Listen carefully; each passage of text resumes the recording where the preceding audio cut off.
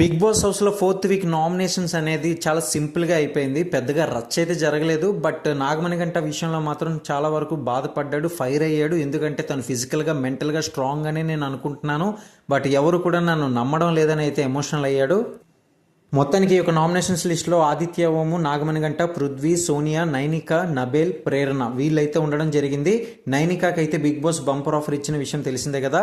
So ఎవరైతే ఇప్పుడు ఈ యొక్క నామినేషన్స్లో ఉన్నారో నిఖిల్కి ఒక అథారిటీ అయితే బిగ్ బాస్ ఇవ్వడం జరిగింది. నీకు నచ్చిన వాళ్ళని అయితే ఇప్పుడు నువ్వు సేవ్ చేయొచ్చు అని చెప్పేసి అనేసరికి నైనికాకి వ్యాలిడ్ రీజన్తో నామినేట్ అయితే చేయలేదు. అందుకోసమే నేను నైనికాకి అయితే సపోర్ట్ చేస్తూ సేవ్ చేస్తున్నానని చెప్పేసి నిఖిల్ అన్నాడు.